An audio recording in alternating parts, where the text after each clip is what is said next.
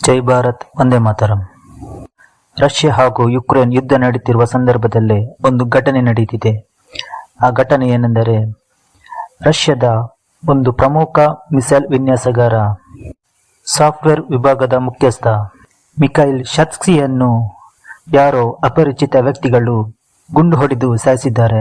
ಇವನು ರಷ್ಯಾ ಅಧ್ಯಕ್ಷ ಪುಟಿನ್ನ ನಿಕಟವರ್ತಿ ಕೂಡ ಆಗಿದ್ದ. ರಷ್ಯಾದಲ್ಲಿ ತಯಾರಾಗುವ ಮಿಸೈಲ್ಗಳಿಗೆ ಇವನೇ ಡಿಸೈನ್ ಮಾಡಿ ನೀಡುತ್ತಿದ್ದ. ಇದನ್ನು ಯಾರು ಮಾಡಿದರಂತ ಇದುವರೆಗೆ ಅಫಿಷಿಯಲ್ ಆಗಿ ಹೇಳಲಿಲ್ಲ.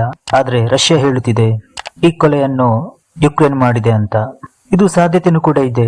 ಯಾಕೆಂದ್ರೆ ರಷ್ಯಾ ಹಾಗೂ ಯುಕ್ರೇನ್ಗೆ ಒಬ್ಬರಿಗೊಬ್ಬರು ಕಂಡ್ರೆ ಆಗಲ್ಲ. ಇನ್ನು ಈ ಮಿಖೈಲ್ ಇದ್ದನಲ್ಲ, ಇವನು ಮುಂಬರುವ ದಿನಗಳಲ್ಲಿ ಮತ್ತಷ್ಟು ಒಂದು ಶಕ್ತಿಶಾಲಿಯಾದ ಮಿಸೈಲ್ಗಳನ್ನು ತಯಾರಿಸುವುದರಲ್ಲಿ ನಿಪುಣನಾಗಿದ್ದ. ಇವನ ಕೆಲವೊಂದು ಮಿಸೈಲ್ಗಳ ಡಿಸೈನ್ ಕೂಡ ರೆಡಿಯಾಗಿತ್ತು. ಇದು ಕೇವಲ ಯುಕ್ರೇನ್ ಮಾಡಿದೆ ಅಂತ ಅನ್ನೋದಕ್ಕಿಂತ ಇದರ ಹಿಂದೆ ಬೇರೆ ರಾಷ್ಟ್ರಗಳ ಕೈವಾಡ ಕೂಡ ಇರಬಹುದು. ಇದರ ಹಿಂದೆ ಅಮೆರಿಕದ ಕೂಡ ಕೈವಾಡ ಇರಬಹುದು, ಅಲ್ಲ ಗೆಳೆಯುವಂತಿಲ್ಲ. ಅದು ಹೇಗೆ ಯುಕ್ರೇನ್ನ ಗುಪ್ತಚಾರಿ ಅಧಿಕಾರಿಗಳು ರಷ್ಯಾದೊಳಗೆ ಬಂದು ಈ ಮಿಸೈಲ್ ವಿನ್ಯಾಸಗಾರನನ್ನು ಕೊಂದಿದ್ದಾರೆ, ಅದು ಹೇಗೆ ಒಂದು ರಷ್ಯಾದ ಒಂದು ಗುಪ್ತಚರ ವಿಭಾಗ ವಿಫಲವಾಯಿತು ಅಂತ ರಷ್ಯಾ ಅವಲೋಕಿಸಬೇಕಾಗಿದೆ. ಇನ್ನು ಮಿಖೈಲ್ ಅವರ ಫ್ಯೂಚರ್ ಪ್ಲಾನ್ ಕೂಡ ಒಂದು ಡಿಫರೆಂಟ್ ಆಗಿತ್ತು. ಅದೇನೆಂದರೆ, ಈ ಬಾಹ್ಯಾಕಾಶದಲ್ಲಿ ರಷ್ಯಾದ ವಾಯುದಳದಲ್ಲಿ ಎಲ್ಲ AI ಅನ್ನು ಅಂದ್ರೆ ಆರ್ಟಿಫಿಷಿಯಲ್ ಇಂಟೆಲಿಜೆನ್ಸಿಯನ್ನು ಉಪಯೋಗಿಸುವುದು. ಇದು ಅವರ ಪ್ರಮುಖ ಒಂದು ಯೋಜನೆಯಲ್ಲಿದ್ರು, ಅದರಲ್ಲಿ ನಿರತರಾಗಿದ್ರು, ಅದರ ಕೆಲಸ ಕೂಡ ಕಾರ್ಯಗತ ಮಾಡುತ್ತಿದ್ರು. ಈ ವಿಚಾರ ಲೀಕ್ ಆಗಿ ಶತ್ರು ರಾಷ್ಟ್ರಗಳಾದ ಯುಕ್ರೇನ್ ಅಥವಾ ಅಮೆರಿಕಗೆ ಗೊತ್ತಾಗಿ ಈ ಮಿಸೈಲ್ ವಿನ್ಯಾಸಗಾರರನ್ನು ಕೊಂದಿರಬಹುದು. ಈ ಘಟನೆಯಿಂದಾಗಿ ರಷ್ಯಾಕ್ಕೆ ಒಂದು ತುಂಬಲಾರದ ನಷ್ಟವಾಗಿದೆ ಅಂತಲೇ ಹೇಳ್ಬೋದು. ಯಾಕೆಂದ್ರೆ ಆ ವ್ಯಕ್ತಿ ಈ ಡಿಸೈನ್ ಮಾಡುವುದರಲ್ಲಿ ತುಂಬಾ ಅನುಭವಿ ಹೊಂದಿದ್ದ.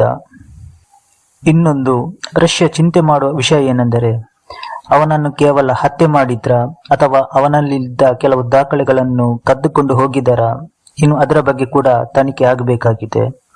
ಯಾಕೆಂದ್ರೆ ಒಂದು ವೇಳೆ ಅವನ ಬಳಿದ್ದ ದಾಖಲೆಗಳನ್ನು ಕದ್ದುಕೊಂಡು ಹೋಗಿದ್ರೆ ಈ ರಷ್ಯಾದ ಎಲ್ಲಾ ಸೀಕ್ರೆಟ್ಗಳು ರಿವೀಲ್ ಆಗುತ್ತದೆ. ನೀವು ಪಾಕಿಸ್ತಾನದ ವಿಚಾರದಲ್ಲಿ ನೀವು ಕೇಳಿರ್ತೀರಾ, ಅಂದ್ರೆ ಪಾಕಿಸ್ತಾನದ ಕೆಲವು ಭಯೋತ್ಪಾದಕರನ್ನು ಯಾರೋ ಬರ್ತಾರೆ, ಶೂಟ್ ಮಾಡ್ತಾರೆ, ಹೋಗುತ್ತಾರೆ. ಅದೇ ರೀತಿ ಇಲ್ಲಿ ರಷ್ಯಾದಲ್ಲೂ ಆಗಿದೆ. ಯಾರೋ ಬರ್ತಾರೆ, ಮಿಖೈಲ್ ಅನ್ನು ಶೂಟ್ ಮಾಡ್ತಾರೆ, ಹೋಗುತ್ತಾರೆ. ಇನ್ನು ಆರೋಪಿಗಳ ಯಾವುದೇ ಪತ್ತೆನೂ ಕೂಡ ಇಲ್ಲ. ಈ ಘಟನೆಯಿಂದಾಗಿ ರಷ್ಯಾದಲ್ಲಿರುವ ಕೆಲವು ಡಿಫೆನ್ಸ್ ಕ್ಷೇತ್ರದಲ್ಲಿರುವ ಇಂಜಿನಿಯರ್ಗಳು ಹಾಗೂ ವಿಜ್ಞಾನಿಗಳು ಇವರಿಗೆ ಸ್ವಲ್ಪ ನಡುಕ ಉಂಟಾಗಿದೆ.